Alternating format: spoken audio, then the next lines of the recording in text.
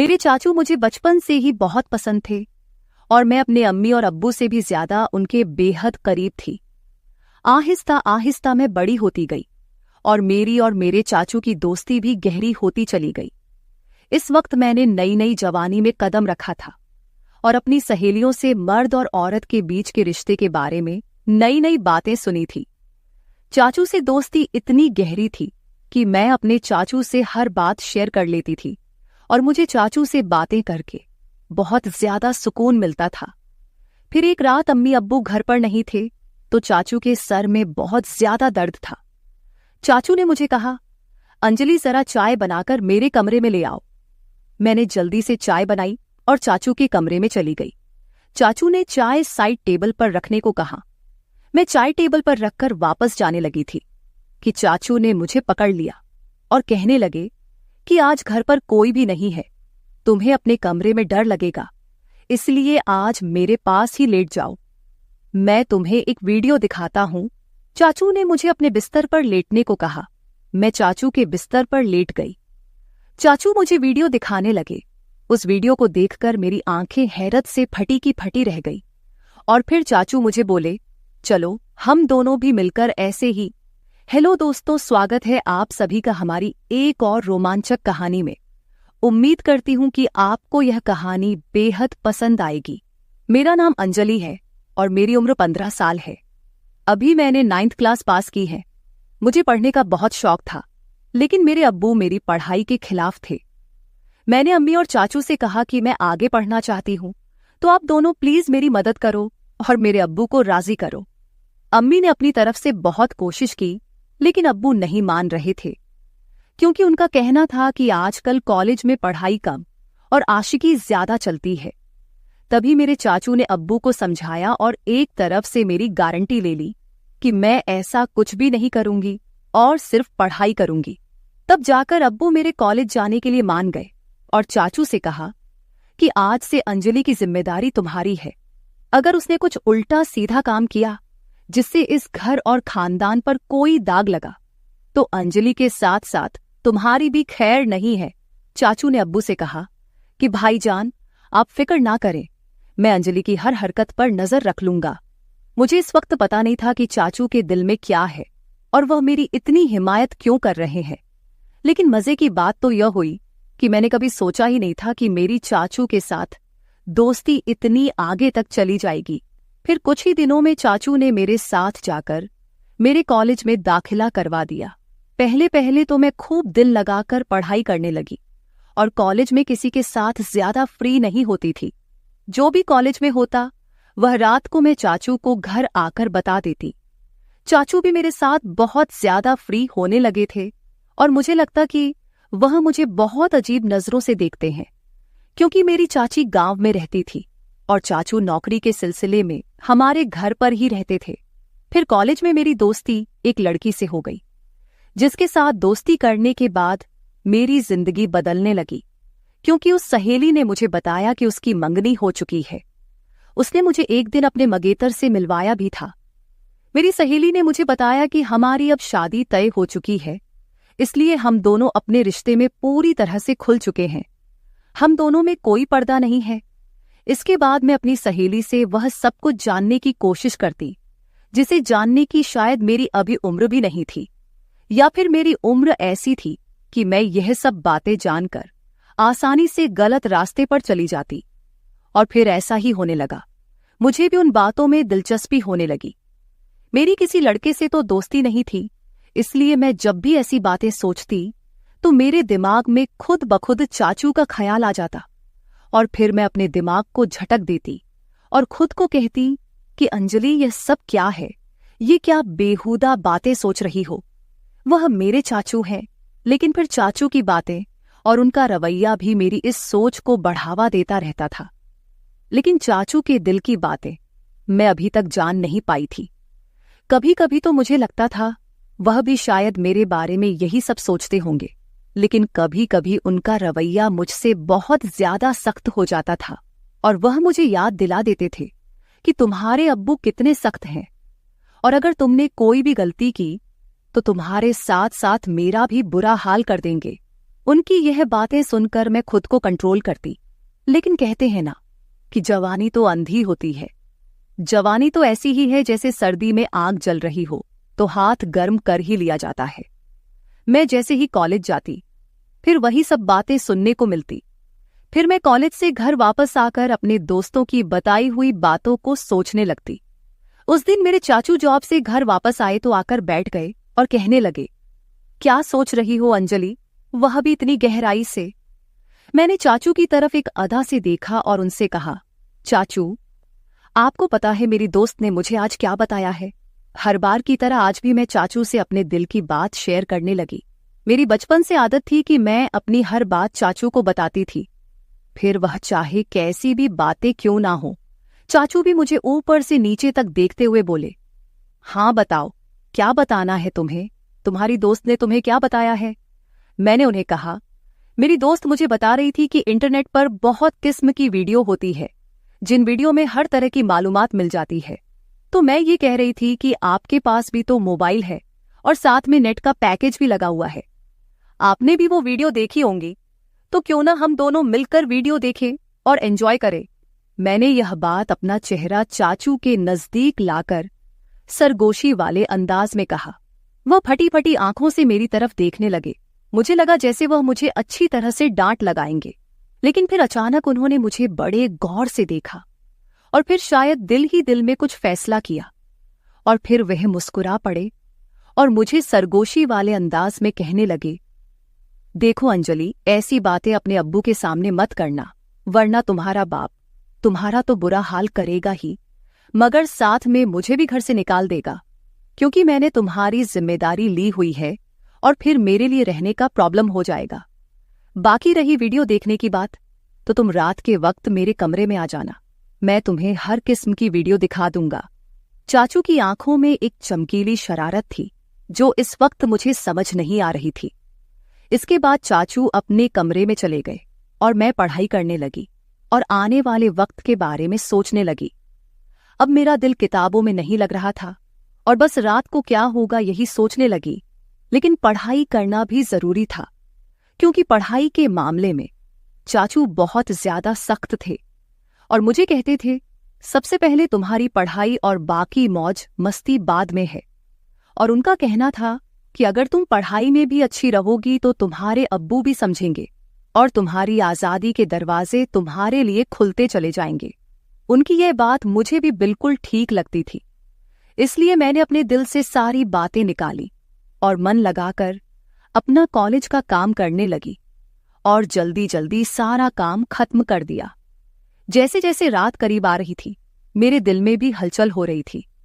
फिर जब मैं सारे कामों से फारिग हुई तो रात को आराम से मैं चाचू के कमरे में चली गई। मैं जब कमरे में गई तो चाचू लड़कियों की मैगजीन देख रहे थे। मुझे देखते ही वह मुस्कुराने लगे और उन्होंने वह मैगजीन छुपा दी।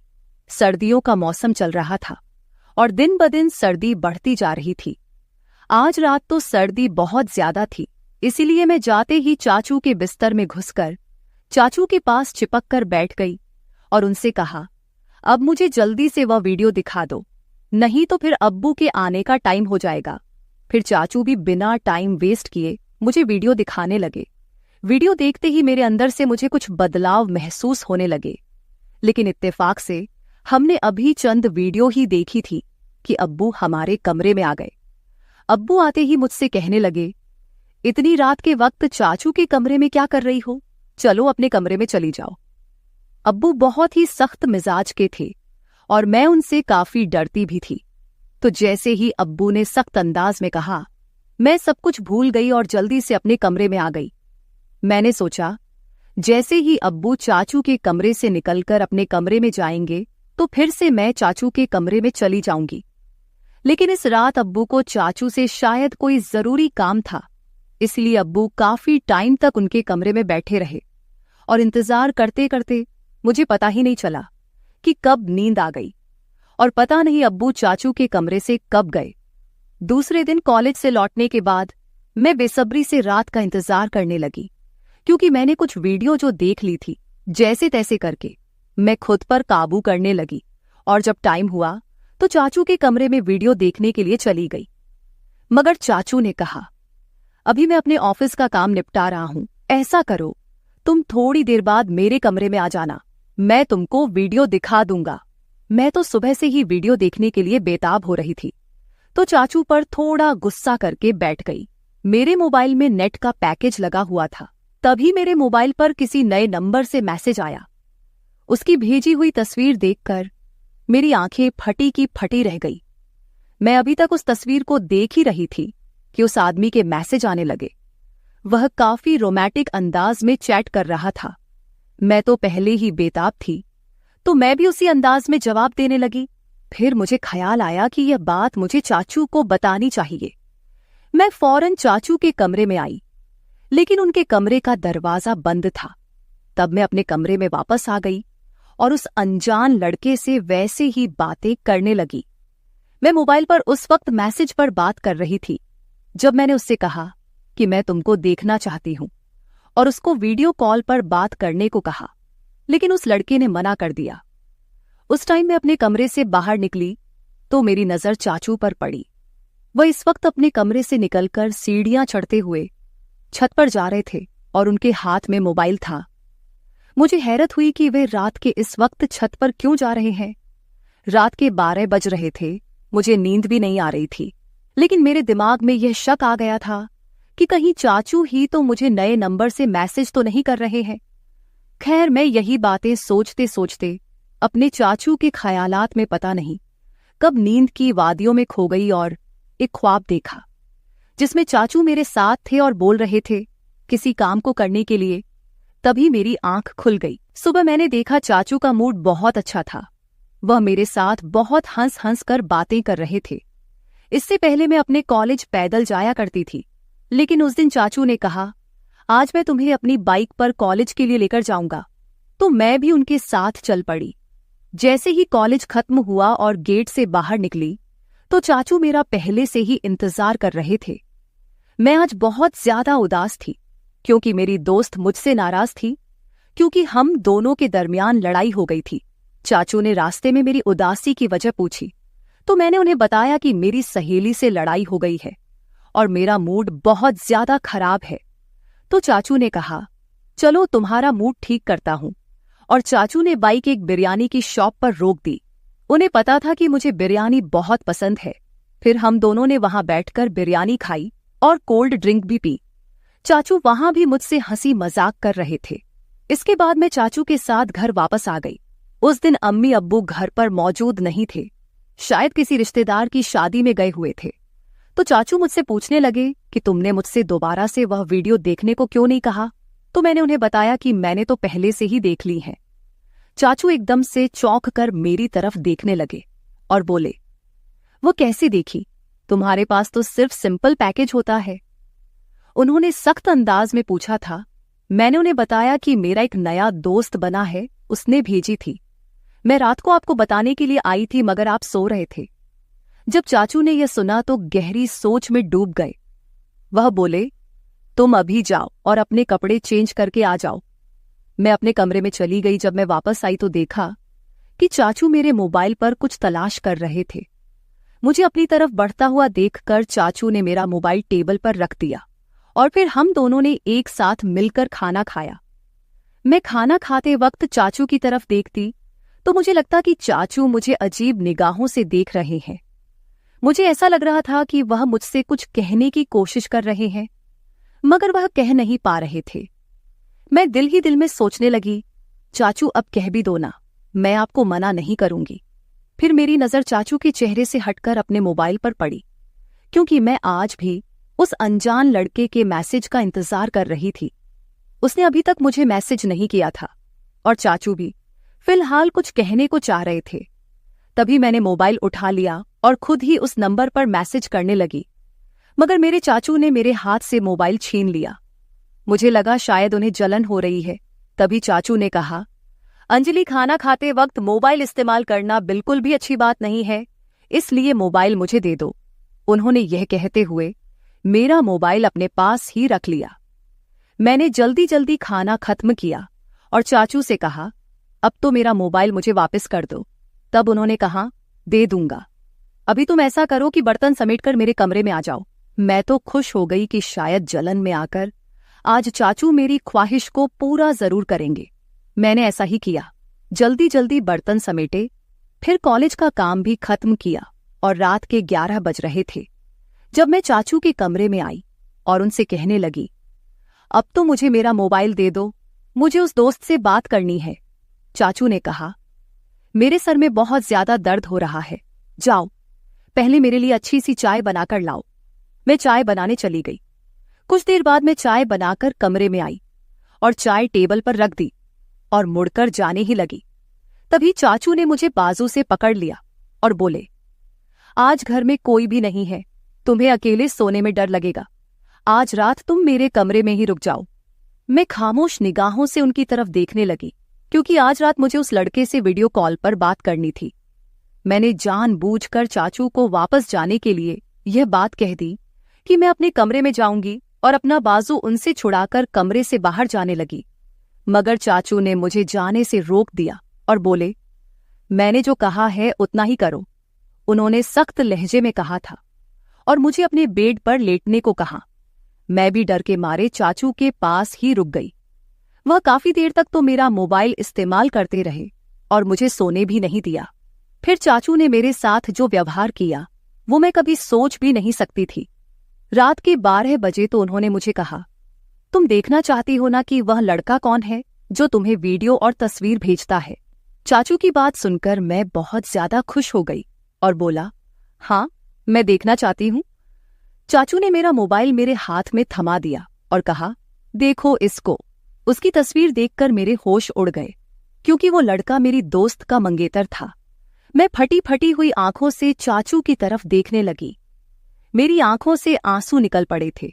फिर चाचू बताने लगे कि तुमने जब मुझे इस लड़के के बारे में बताया तो मैं समझ गया था कि जरूर कोई तुम्हें बेवकूफ बना रहा है। तभी मैंने तुम्हारे मोबाइल से अंजलि बनकर इस लड़के से बात करना शुरू कर दिया। वह तुम्हारी तस्वीर बनाकर सोशल मीडिया पर डालने वाला था। अगर मैं उसे ना डराता तुम बर्बाद हो जाती और खानदान की इज्जत खराब हो जाती, और तुम्हारे अब्बू तुम्हारा और मेरा जो हश्र करते वह अलग। अंजलि बेटी, तुम्हारी यह उम्र कुछ अच्छा सीखने की है। ऐसी बुराई वाली बातों से, उन कामों से खुद को बचाकर रखो। तुम जब मुझसे ऐसी बातें करती थी तब मैं उन बातों को तुम्हारा बचपन और मजाक समझकर टाल देता था, मगर फिर मुझे एहसास हुआ कि मुझे टालने की बजाय तुम्हें किसी तरह से समझाना चाहिए।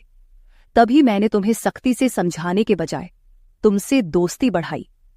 अगर उस वक्त मैं तुमको सख्त अल्फाजों में समझाने की कोशिश करता तो शायद तुम समझने के बजाय नाराज हो जाती। फिर तुम मुझसे बातें शेयर ना करती और मुझसे दूर होकर दूसरे लोगों के जाल में फंस जाती। चाचू की बात सुनकर मैं फूट फूट कर रोने लगी।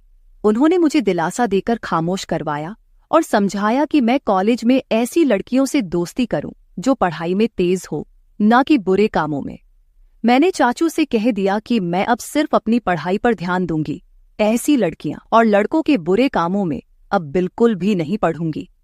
दोस्तों, आज के दौर में माँ बाप अपने बच्चों को अपने साथ हर बात शेयर करने की इजाजत नहीं देते। ये उनके साथ बहुत बड़ी नाइंसाफी है।